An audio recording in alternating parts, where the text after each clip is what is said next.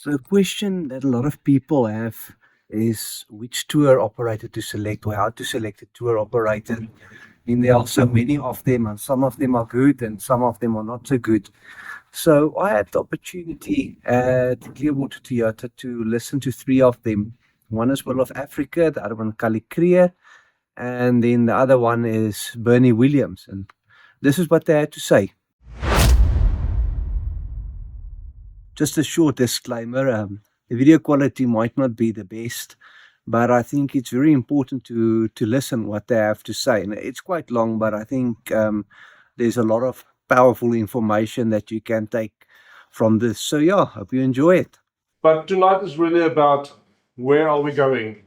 What are we doing with our vehicles when we've got them kitted out and we've got spent all that beautiful mandalas on them? Where are we going to go?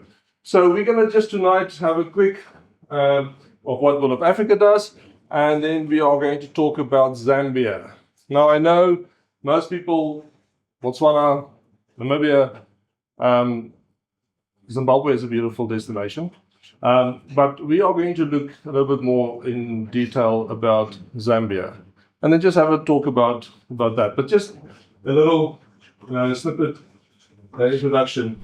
I'm Jansen from World of Africa Adventures. So part of our experience on this particular trip was the Land Cruiser 300 ambassadorship that World of Africa has been bestowed on. It's important for us to operate with these vehicles within environments what they are designed for. So Land Cruiser 300, economical, comfortable, most amazing drive. We had 90,000 troubleless kilometers, and we're looking forward to the next 90. The guiding industry. I don't know whom of you have dealt with guides in the past, traveled with guides in the past, and what the qualification of those guides are. And in the end of the day, and I'll say this honestly, if you are a guide qualified in South Africa or certified and registered, but you go across the border to Botswana, Namibia, Zambia, or wherever, you need to then be qualified in those countries as well to be legal. So all the South African guides that actually goes across are actually guiding illegal. Okay, it's because we actually need work permits, and that's how it works. But if the guide is at least qualified in the country where we all come from, that at least is a step forward towards getting a qualified guide going. So, and I'm not going to say a lot about that. All I'm saying is when you guys are doing your tours, always just have a look at what is the credentials of your tour guide. Where are we at with that process? So a lot of people are now starting to get qualified because the borders are becoming a bit more difficult. So when you are looking at a tour, to also look at your people that do your safaris. On the equipment side, Bernie, where's Bernie? Kallie, there are amazing businesses and setups or people in South Africa that provide amazing equipment in countries. And none of these equipment is bad. It's a preferable choice. If you're going to be an OME person or an Ironman person or an EFS person or a TJM person, all these equipments are tested, researched, and developed for your vehicle. The thing is to be well equipped that when you are in Zambia, if you are on the northern side to Tanzania, what is available? Is the equipment strong enough to actually bring you back? Have you got enough understanding of how this equipment works to make sure that you can actually continue your tour? And that is why it's amazing. In the Chinga and Maputo, in Mozambique, there are Toyota dealerships. There are amazing destinations. Always just make sure that you know where you can get your vehicle recovered or replaced, or not replaced, repaired. So vehicle equipment is extremely important.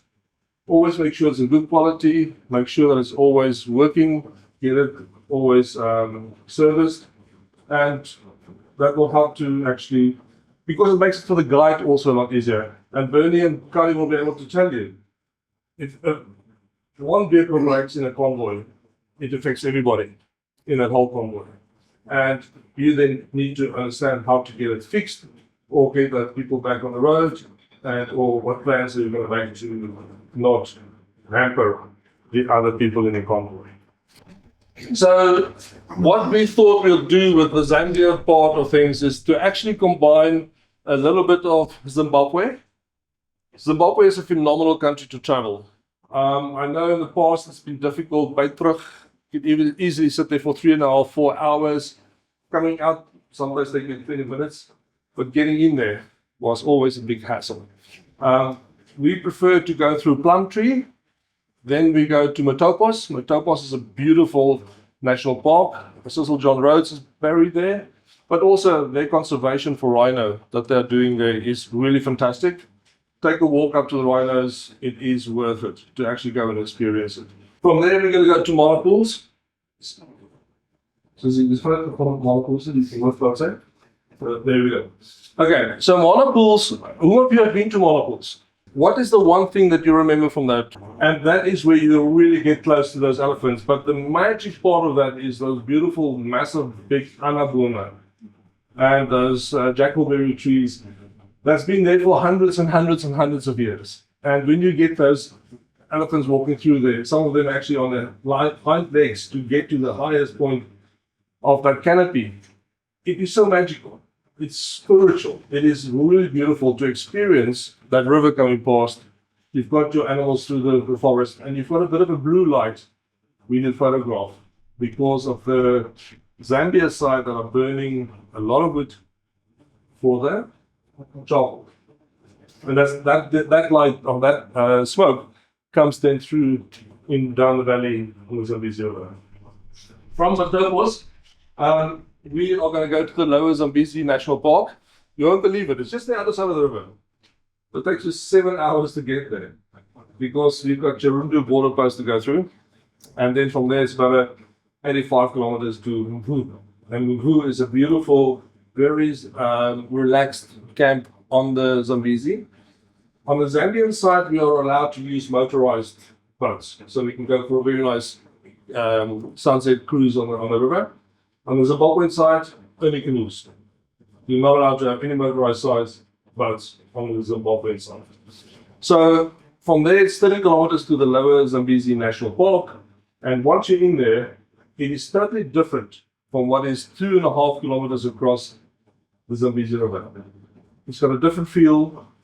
The density of the trees are different. The actual volume of animals are more. It is just totally different. You can't believe it because last night you sat that side and tonight you're sitting this side. And it's two different environments. Okay, so from there, we'll then first.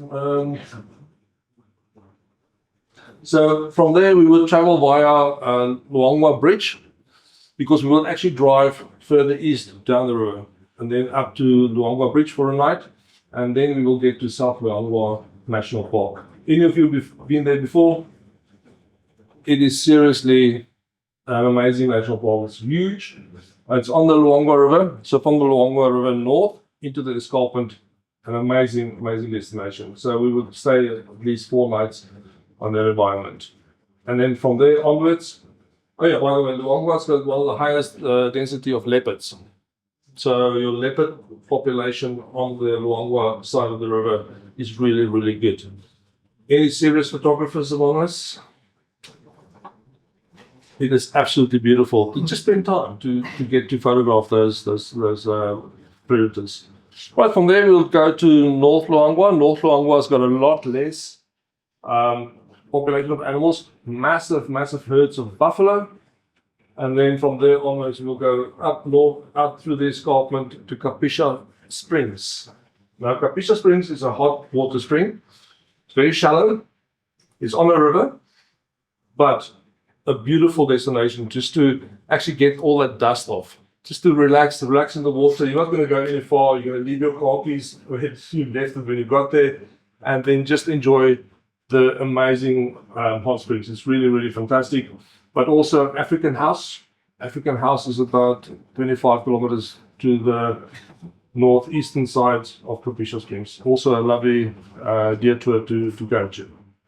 Kasanka National Park. Does anybody know what Kasanka is famous for? The shoebill bird.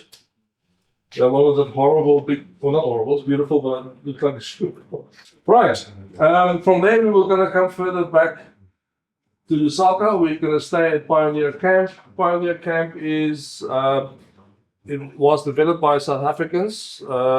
It's a beautiful little setting. And we just get back there because from there onwards we're going to start our journey backwards.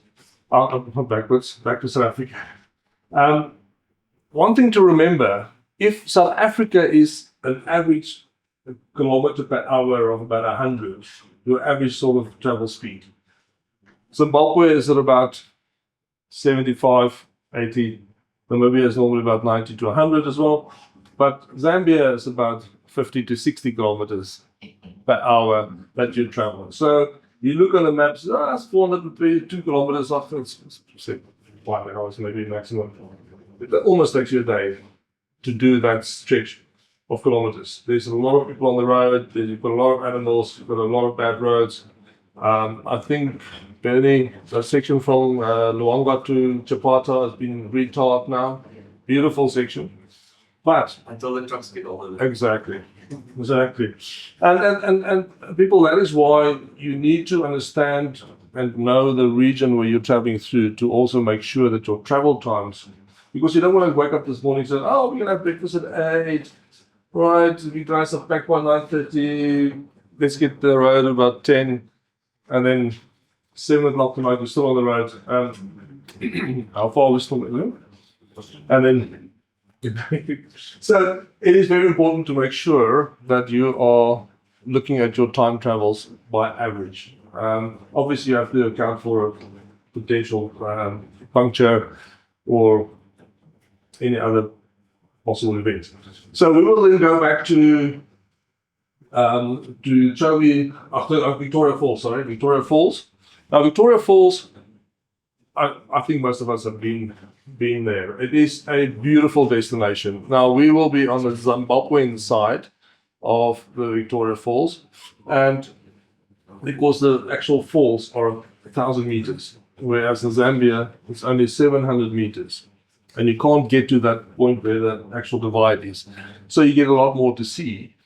In the dry season, it's only on the Zimbabwean side because the height of the falls on the Zimbabwean side and the height of the falls on the Zambian side is much higher. So all the water drains into the Zimbabwean side.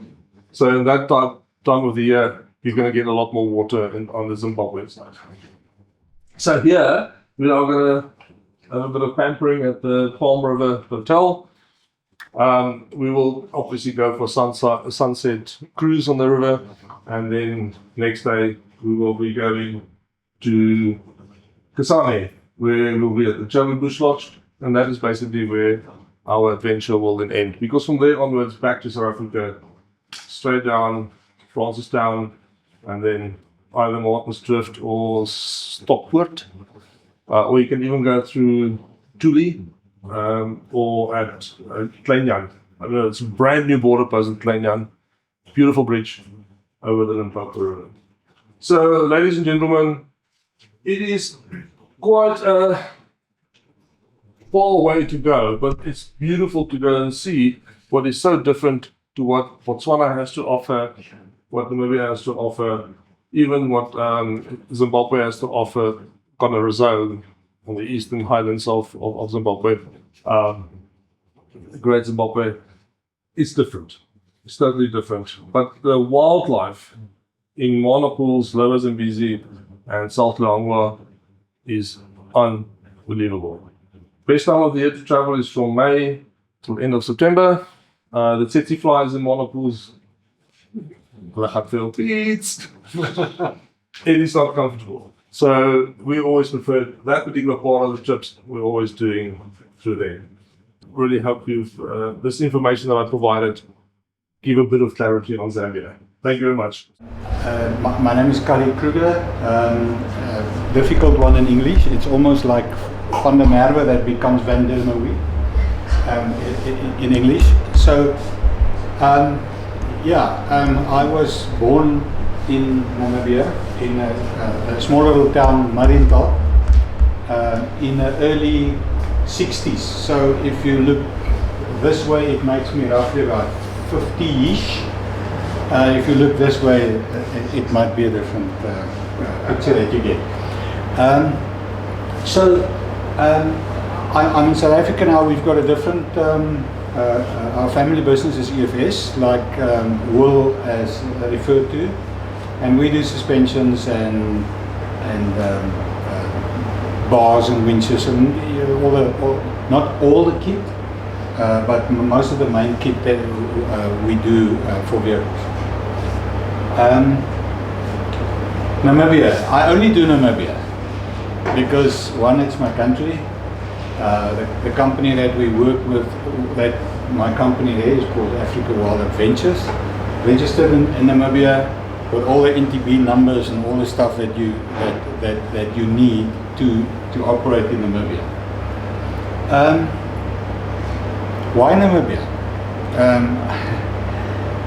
And maybe it's a biased opinion that I've got, but Namibia is obviously it's my country. But Namibia is something. There's something special, something magic in Namibia.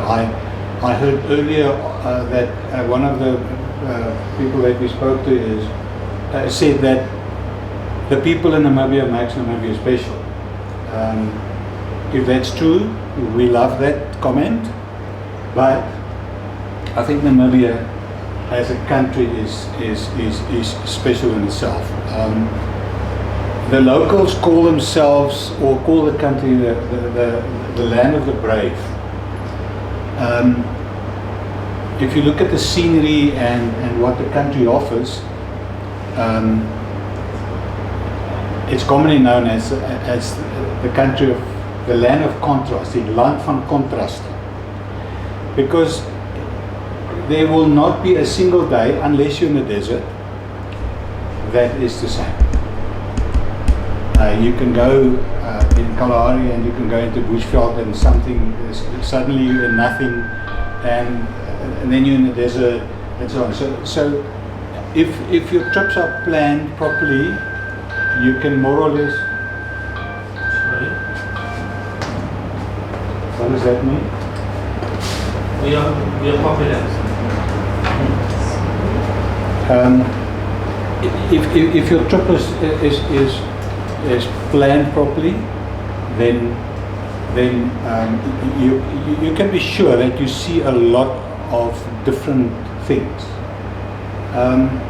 Where Botswana, especially the northern part of Botswana, close to the rivers, Kasane and those kind of areas.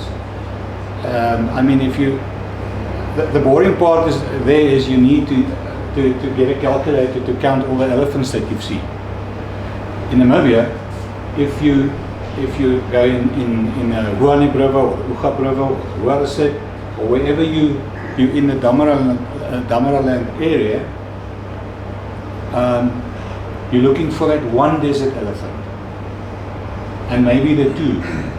And maybe Will has just told me earlier on, he just came from a trip there, where, well, 42 elephants, and the biggest group was? 17. Now that's absolutely magic, and the beauty of those animals that you will see is that they're really in their natural environment. So if you see them, it's just that little bit, and that little bit special. And you normally see them. I started touring in 2005.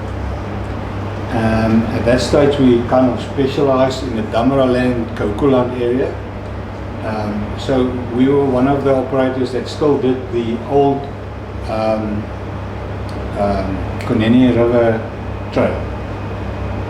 It took you, if you leave Kunene River Lodge, on 90 k's it takes you a day, and on the other 30 k's it takes you another half a day. You use 3 gears.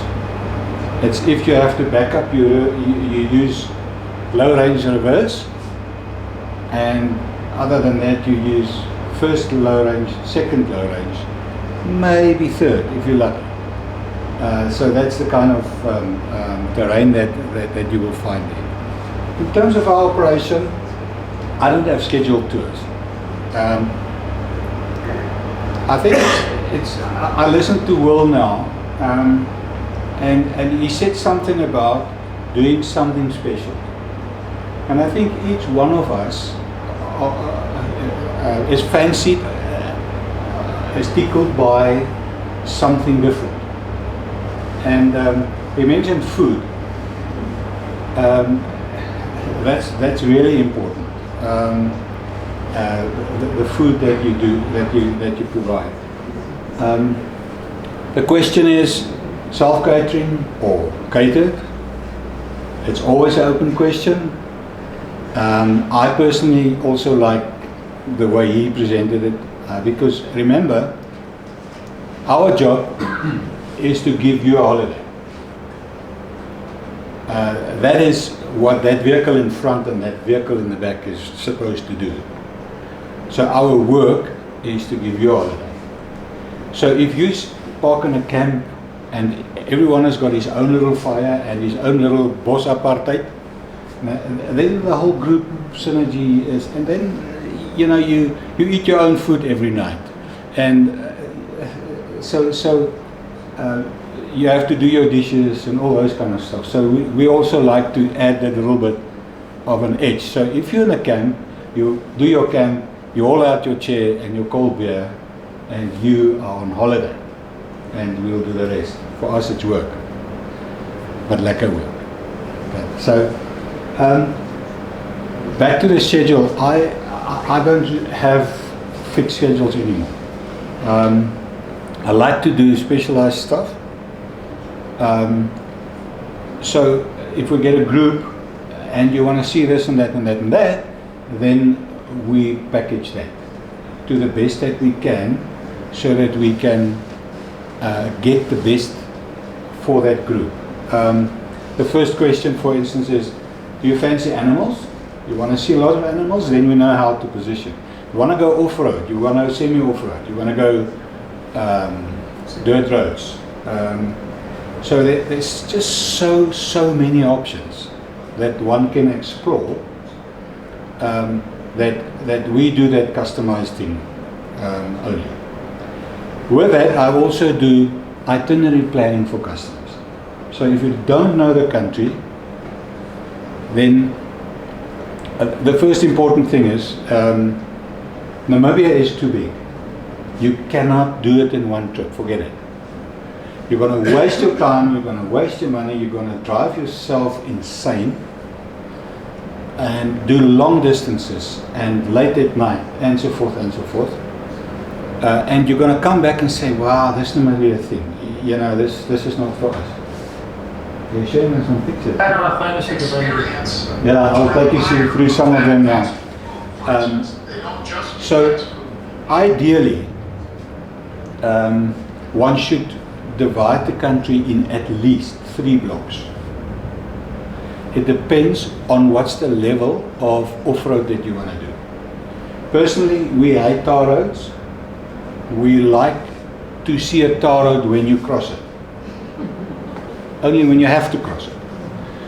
Namibia is unfortunately, look, it's a beautiful country.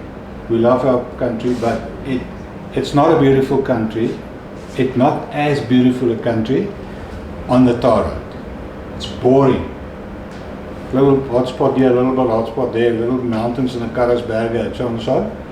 But other than that, it's a boring country. And Namibia, the more you get off the tar road and away from the tar road into the dirt and into the rough, the more beautiful it becomes.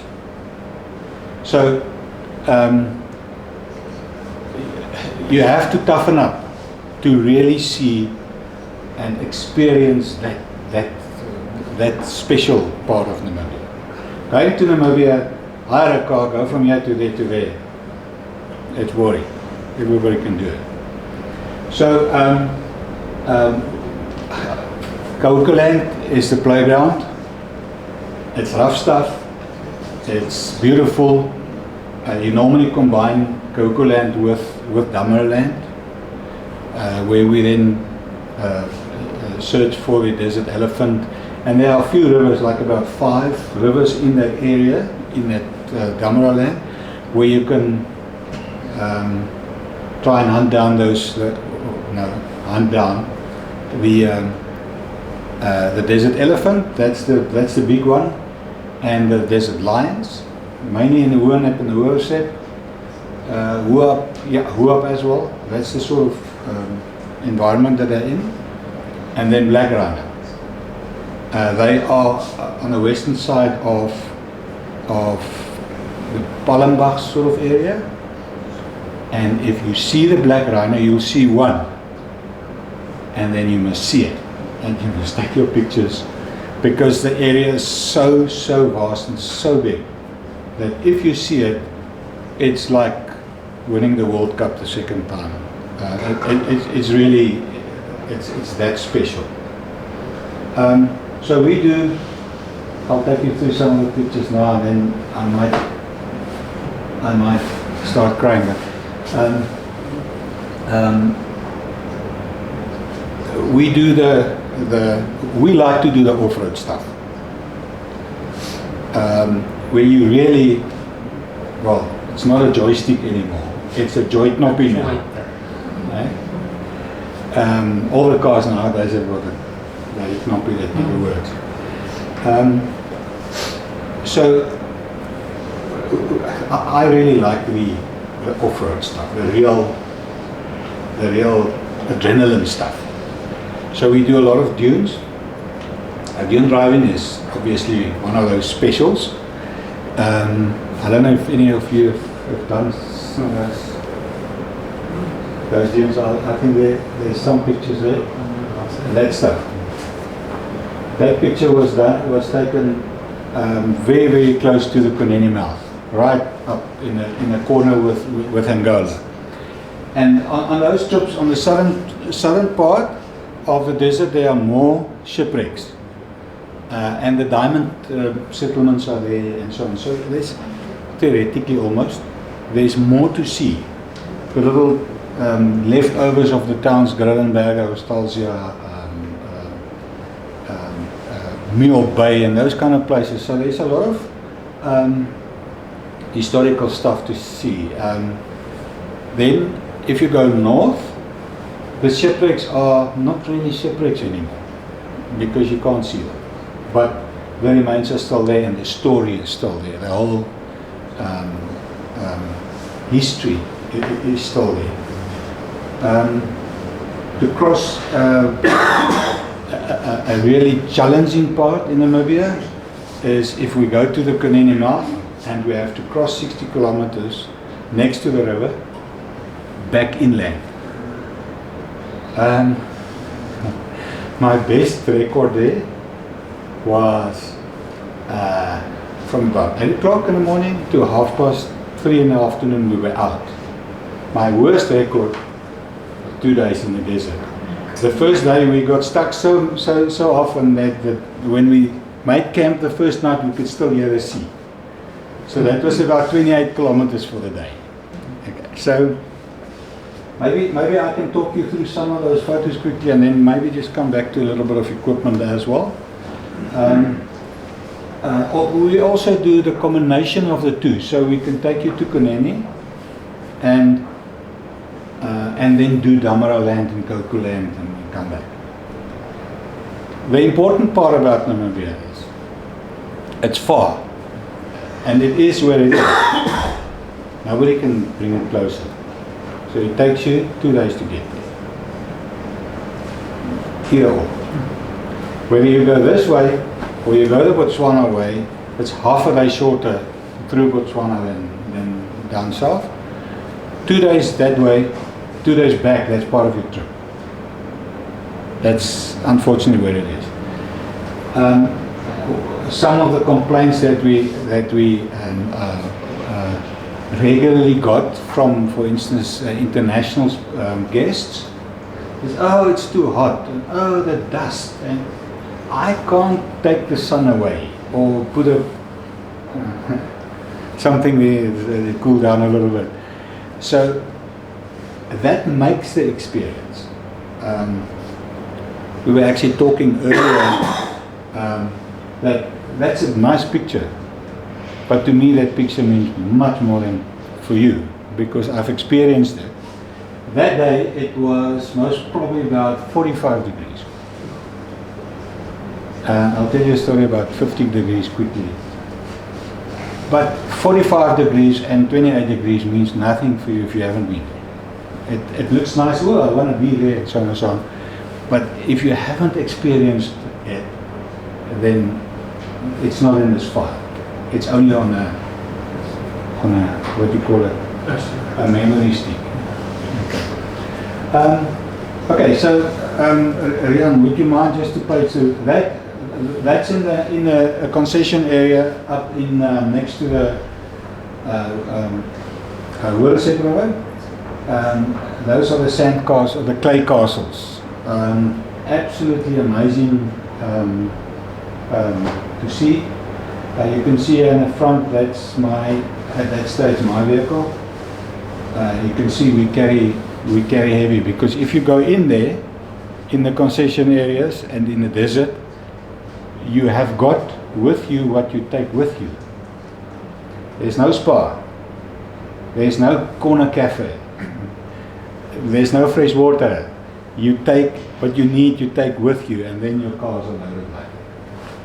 So the whole dynamics of off-roading becomes totally different once you have to look after yourself and sustain yourself, and once you understand that my livelihood for the next 10 days, 12 days, whatever it is on that bakkie. Okay,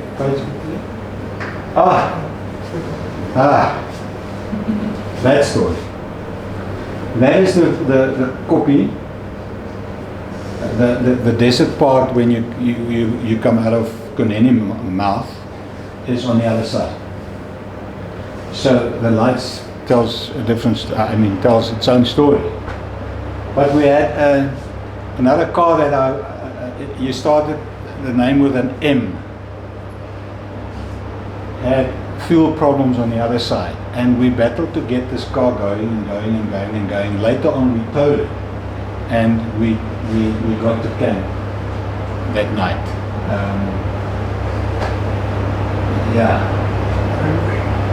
Okay. That's just next to the concession area in the Kruger River.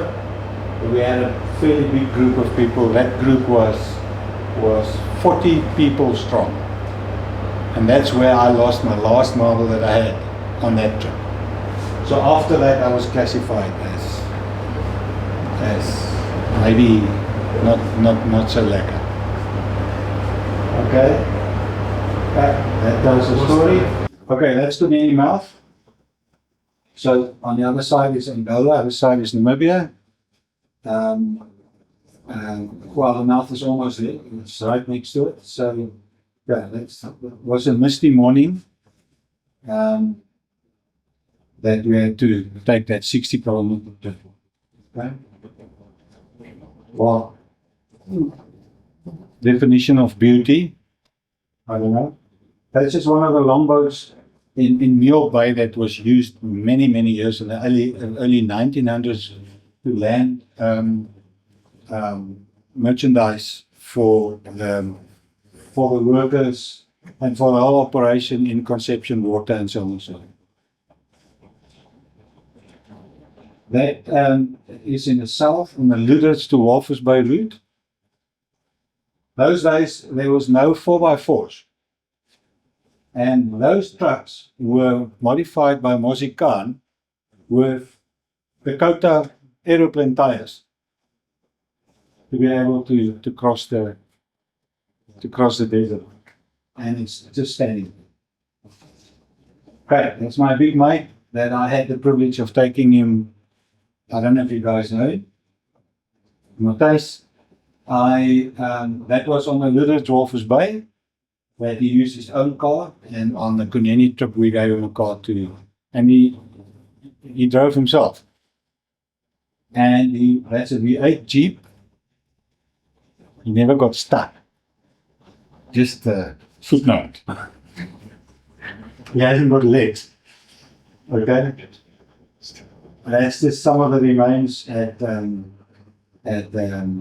little mine settlements on the southern part, nearby area. That's one of my donkeys. It's just part of the desert. Okay, and there's Kuneni.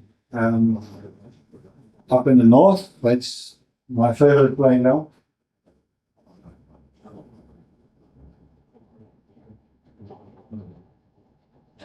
That is in the Twyfelfontein area. The little settlement next to this rock is called Khwela. So yeah, I used to get big for the contrast. That picture was taken one night. We had a bit of a problem with the vehicles, and we had to see an old afklim by. It's about 13 odd kilometers south of the Kuneni mouth. And you can see the eyes on the left-hand side there. The little eyes. That's a jackalas. That's jackal that came to do some shopping after our dinner. So I managed to get him. I've got a photo somewhere where you can actually see his 2 ears in the silhouette of the sundial. Okay. Kuneni River, that's Angola. And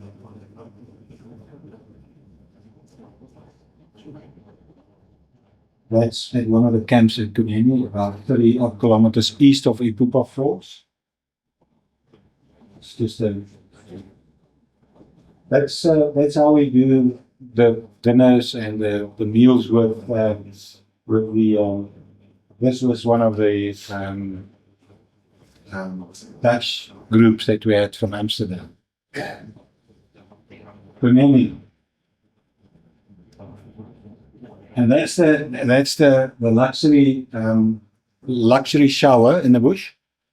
The difference is we've got a dressing room as well. So you go from the one to the other, and your towels don't get wet. So we're smart. We've got don't only have a shower, we've got a dressing room as well. So you alternate it from one to the other. You go in the one. Yeah, there's the back one is double. So you go in the one and come out the other one. Well, it's class. Yeah, it's just what is beauty, that's in the Khwela River. One night also with a Dutch group, and just some scenery. That's in the valley of the Desolation Valley, Land. Okay, that's just. I'll tell you now what else I do. So, why do we tour? Why do you buy a 4x4 and you spend too much, especially when you buy Toyotas? You spend too much anyway. Why do you spend the money? Why do you kit the car to suspension, tires, aerials, whatever? It's to be able to see that and to experience that. Our kind of trips you can't do with a stand. You can, but you will damage your car. You'll leave some Tupperware behind, especially if the new bumpers are all Tupperware. So you leave it somewhere. If you go with Tupperware bumpers, then make sure you've got a hand drill that you can charge with a small little drill bit and a lot of cable ties, because you're going to need it to tie up your Tupperware. So why do we tour? I believe that travel makes you rich. You experience, everything must be different that you experience. Different country, different scenery. You come from Natal, everything is green. That must be beautiful for you, to see nothing. You must be able to appreciate nature. Otherwise, you might disappoint yourself. So you must have a mindset to experience a different country, a different culture, different animals, different everything. And if your mindset is, I want to enjoy the difference, what is different to what I know. Then you come back richer in here. Poorer with this thing, but richer here. That's what it is. Quickly on tour guides. I think I'm talking about all of you guys. If you want to set up a tour, get your radios first, and then you start planning the tour. If you don't have a proper communication system with your guests, she's not going to work. Okay? She's not going to work. You must be able to say, listen, look at that.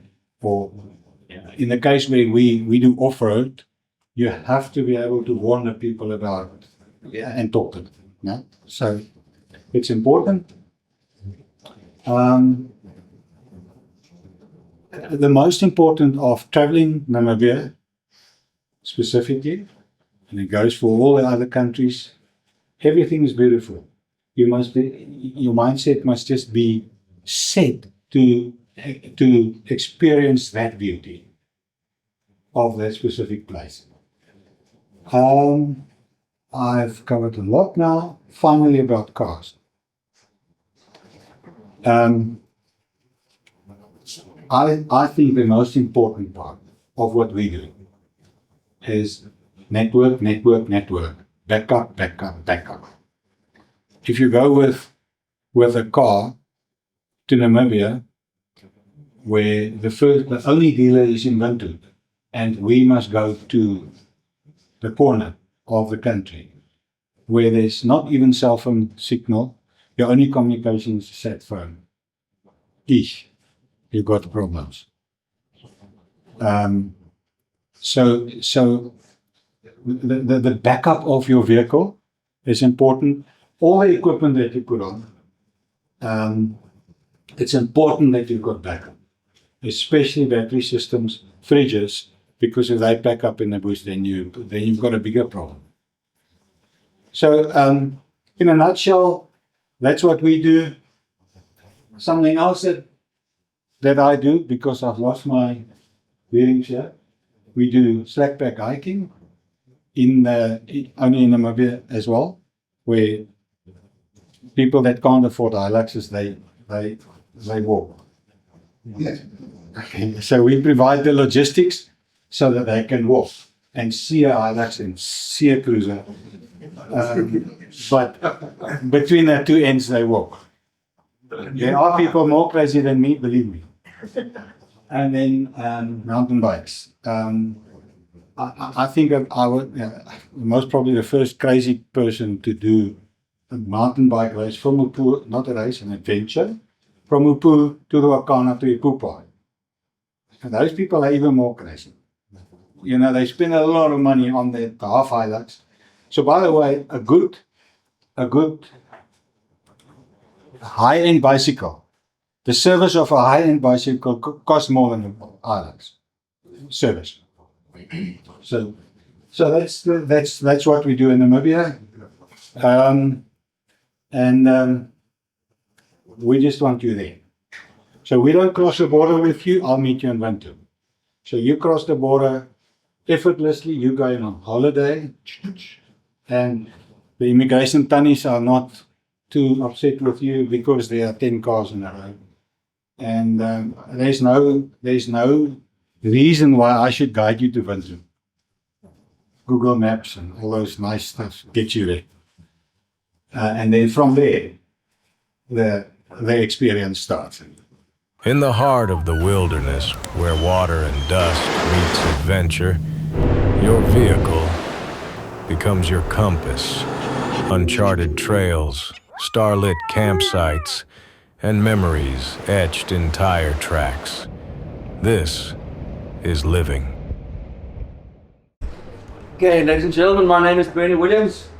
Guys, I've been around for a while. I've been in the 4x4 industry for the last 25 years.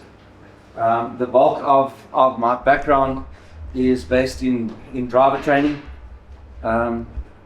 In the good old days when we still had the Goodyear 4x4 Academy, I was part of that for almost 9 years. 95% of our training was tire based. So I do know and understand one or two things about tires. So if you have any questions about that, you're welcome to come and talk to me. And tires is a thing on its own. It's a subject that we can spend a whole week on, and everybody's going to have different opinions. It's almost like Will said tonight, each guy's got his own preference, his personal choice. Some guys like a blonde, some guys like a redhead, some guys like a brunette. So it comes down to personal choice. But that personal choice still has to be managed at the end of the day. All right. I'm going to give you a little brief background as to who we are and what we do. We specialize in self-drive safaris to Namibia, Botswana, Zambia, and Lesotho. The Namib Desert is our speciality and has been for the last 25 years. I've done umpteen trips through the Namib. I know the Namib Desert very well.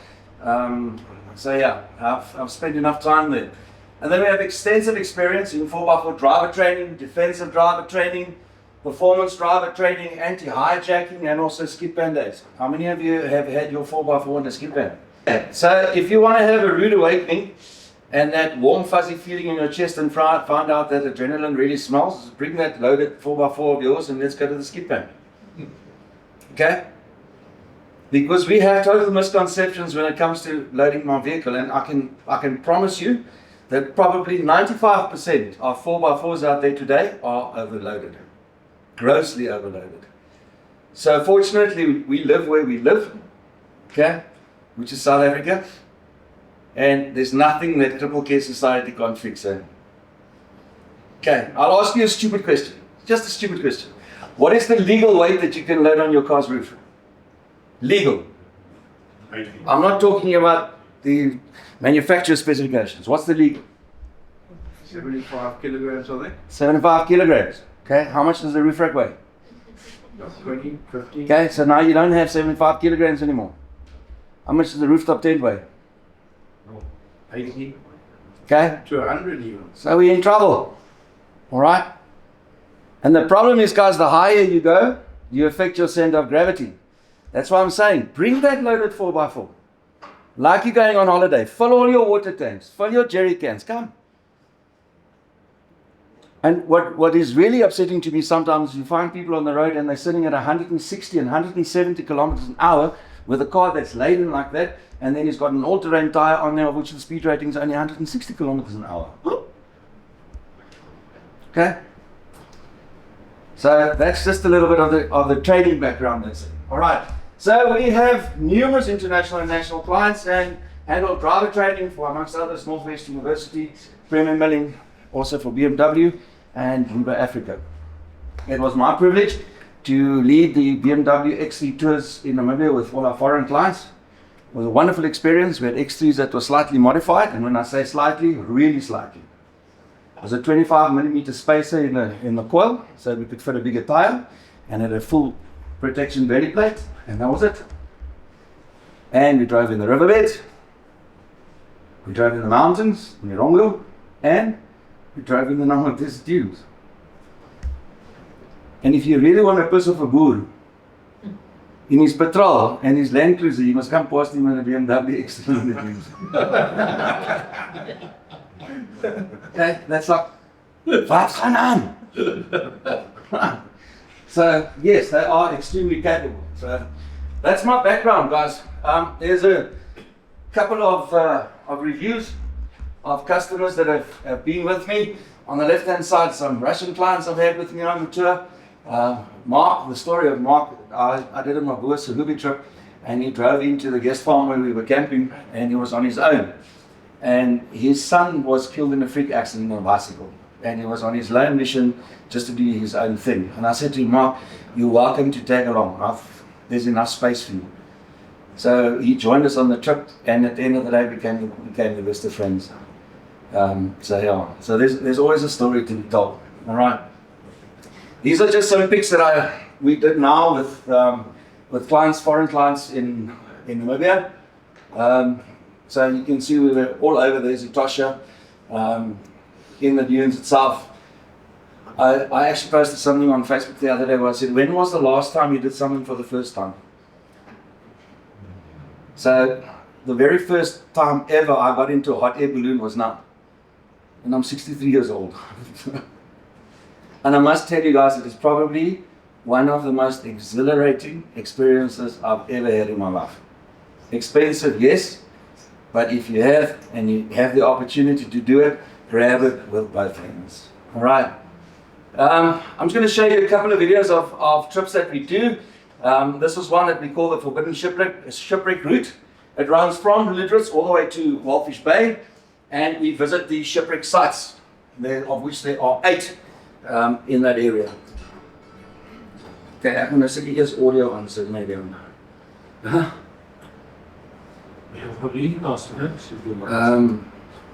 What is your Bluetooth? How not to come down a slip face of you?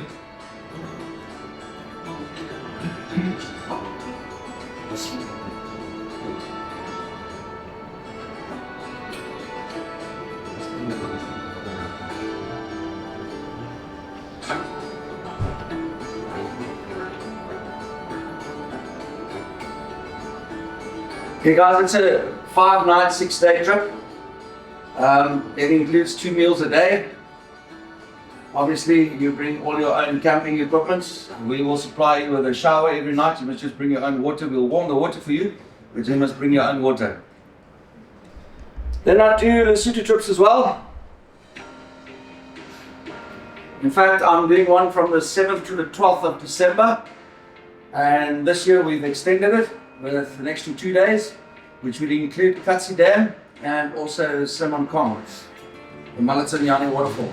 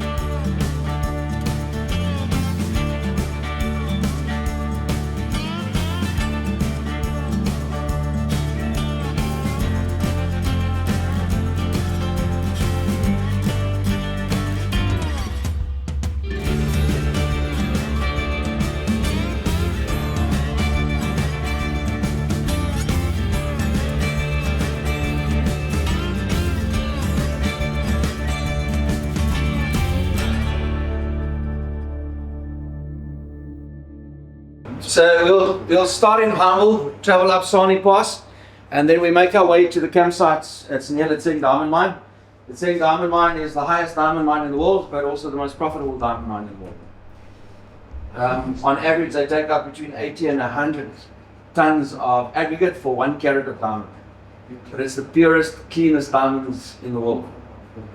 Okay, and you're going to be surprised by this, but you know that the Guptas had a finger by them one stage.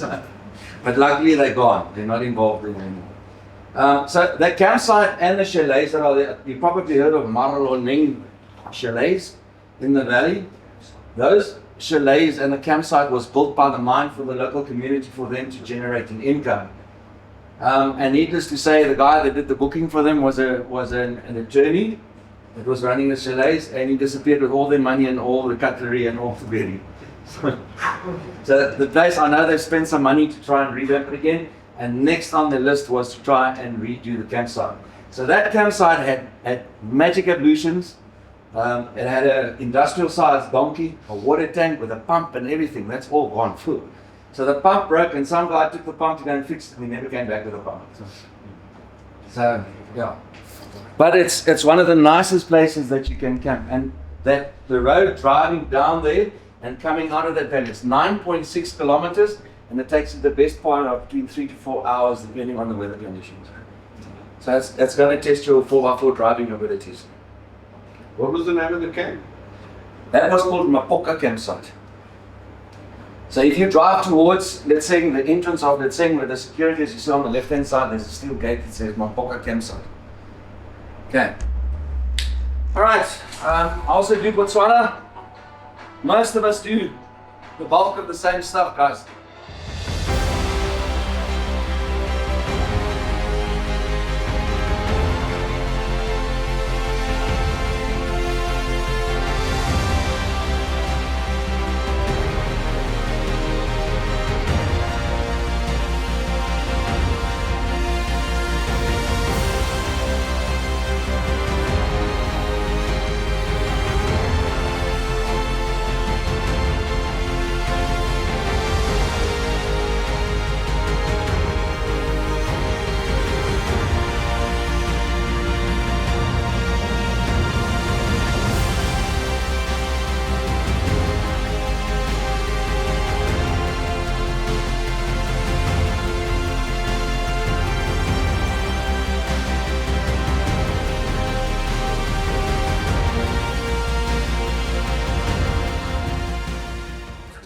I am still yet to understand the psyche of the human being that it's necessary to do a donut in an environmentally sensitive area. So, what very few people know and realize is that the Mahari pans are extremely environmentally sensitive. So that the giant bullfrog lives just below the surface. Okay? So if you drive where there's no tracks, what do you think the impact is going to be? There was a story a few years ago where two guys on motorbikes drove across the pans where they weren't supposed to drive, and the pelicans and the flamingos breed on those pans in the wet season. And the chicks started walking and they stumbled over their tracks. They lost almost 500,000 pelican chicks because of two guys on motorbikes that rode where they weren't supposed to ride. A human being is a very funny creature. So you're driving in the Kruger veld and you get these dry riverbeds, okay? But they are like virgin riverbeds, nobody's driven them. And then somebody has the urge to go and drive in the riverbed and guess what? Make a donut. So how much rain does the Kruger veld get? Almost nothing. Okay? So that's going to lie there forever.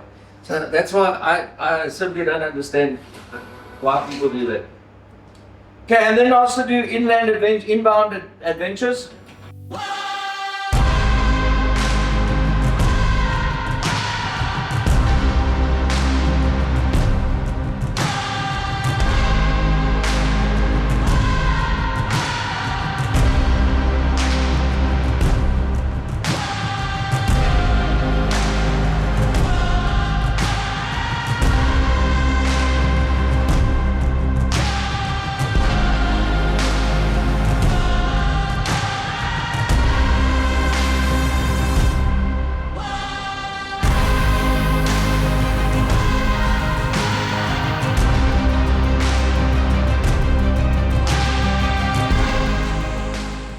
Yeah, so what I normally do is we'll start at the Gravies, go to Pofheider, refuel, that's the last refueling spot for the next 600 kilometers. And then drive all along the Orange River until we hit the tar road, go up to Alexander Bay, go and have a look at the mouth of the Orange River, work our way down the west coast. And all the while camping along the west coast, there's no better feeling than waking up in the morning and you open your rooftop tent and you're lying there and you're looking at the ocean. Then you don't want to go anywhere, okay? And falling asleep with the sound of the waves in your ears all the time. It's one of the most amazing things. And we finish in Lambert's Bay, and weather permitting, and also if Meisboskerm is open, then we go and do a dinner at Meisboskerm. The last one we did now, the night we arrived at Meisboskerm, we were hit by a massive storm. Wind and rain like I've never seen before. Ons het ten minste ons seekos gekry. There's a calf and storms. That last tour that you just discussed, what was the time frame of that? You can do that in 8 days, but ideally you'd want like 10 days because then you're not rushed. Yeah. Okay, and it's one of those trips where if you do 100 kilometers in a day, it's a lot. That's far. So you literally, you go to bed when you want to go to bed, and I won't leave before like 9:30 in the morning. So you've got more than enough time to make yourself a proper breakfast and just relax and a chill drive. And there's lots to see along the way, guys.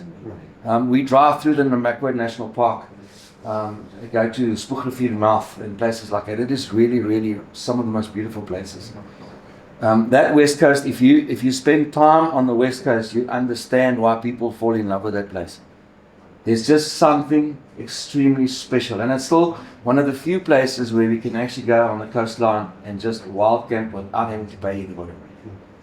So especially south from Brandse Bay to Kruger side, there's a lot of places where you can wild camp. Okay, there's another section in between called Waterval. That's private property, so that you have to book prior. But it's one of the most amazing trips. And here's another short little 3-night, 4-day trip.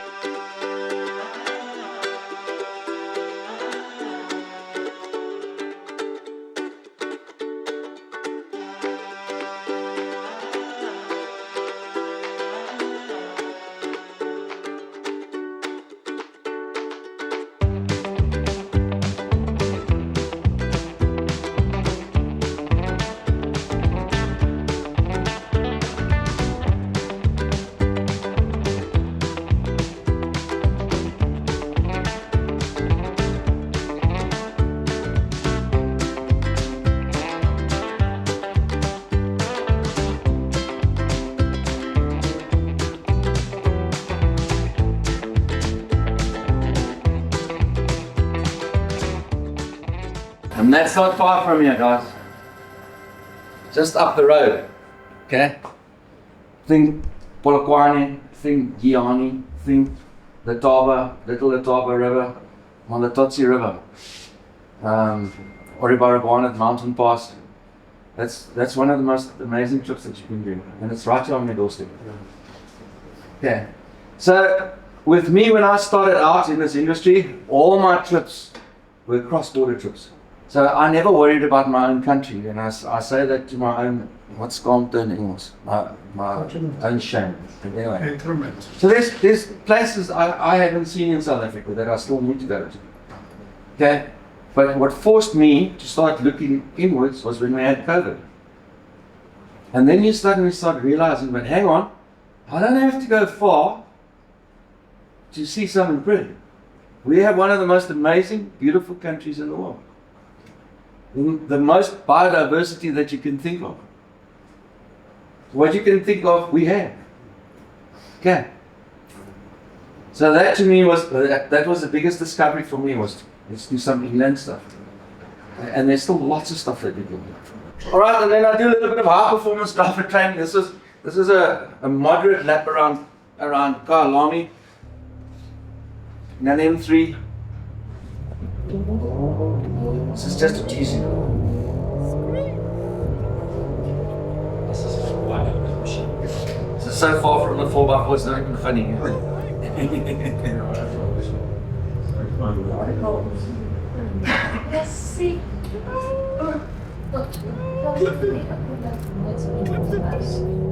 You must hear that. The noise is in the car.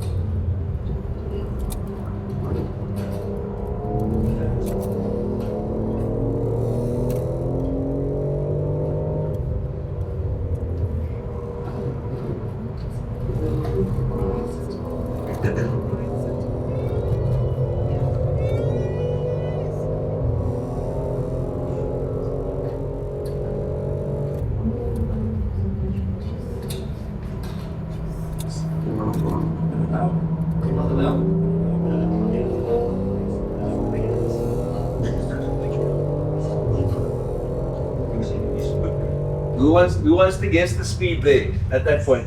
Who wants to guess the speed? 166. 160, 187. Okay.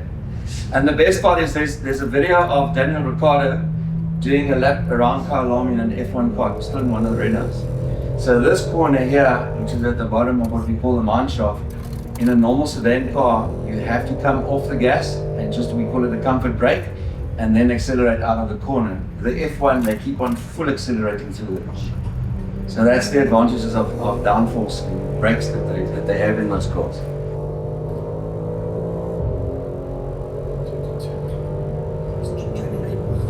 228.